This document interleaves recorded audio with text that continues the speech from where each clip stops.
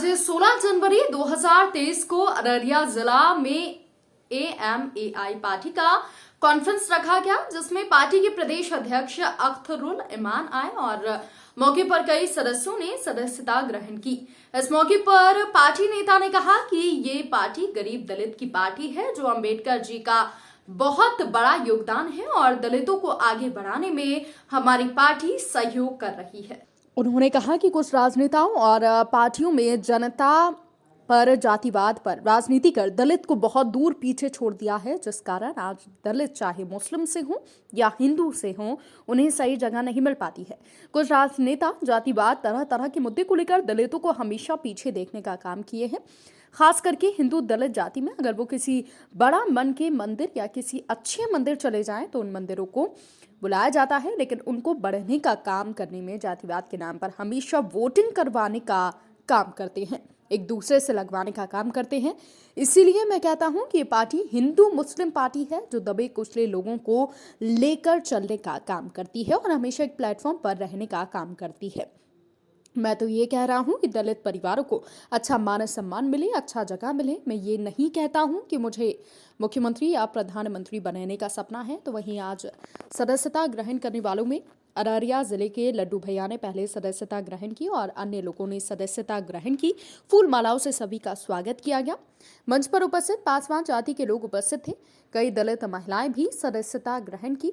अख्तरुल ईमान ने बताया कि असल में दलित जाति ही देश का पहला स्तंभ है, क्योंकि ये जाति एक धैर्य रखने वाली जाति है।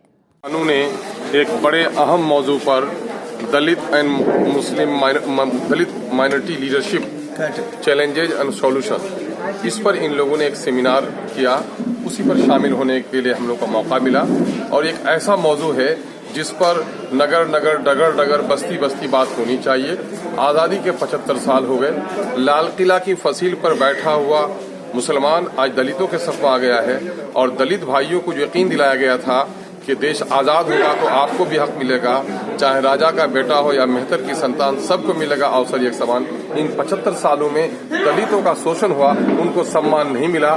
इसलिए दलित भी सोचें कि मेरे सम्मान न मिलने और मेरे शोषण के कारण क्या हैं, और मुस्लिम भी सोचें, दीगर माइनॉरिटी के लोग भी सोचें कि हमारे पिछड़ेपन का कारण क्या है। उसी बिंदु पर लोगों ने विचार विमर्श किए हैं और लोगों ने कहा कि सियासी पार्टियों ने हमारा वोट लिया, हमें हमारा हक नहीं दिया, हमें वोट बैंक के तौर पर इस्तेमाल किया, बारात में हमें कहार बनाया, दूल्हा बनने का मौका नहीं दिया। इसलिए हम अब ऐसा नहीं करेंगे, बल्कि बहुत हुई झंडा बरदारी, अब तो लेंगे हिस्सेदारी। यही संकल्प लोगों ने लिया है। सर, कई लोगों ने पार्टी ज्वाइन किया, लेकिन जिला अध्यक्ष का घोषणा नहीं किया आपने। नहीं, जिला अध्यक्ष अभी हम लोग पहले मरहले में जिला कन्वेनर बनाते हैं, क्योंकि पूरे बिहार में हम लोग के संगठन का काम चल रहा है और जब संगठन विस्तार हम लोग करते हैं तो पहले कन्वेनर बनाते हैं, उसके बाद फिर उनके काम को देखकर हम लोग आगे बढ़ाते हैं। तो अभी हम लोग कन्वेनर का ऐलान करेंगे, उसमें कोई जल्दी नहीं, मेंबरशिप सारे लोग ले रहे हैं। कन्वेनर का ऐलान हम लोग अपने ऑफिस में करेंगे। सर, 2024 बहुत करीब है, किस पार्टी के साथ अलायंस करेंगे?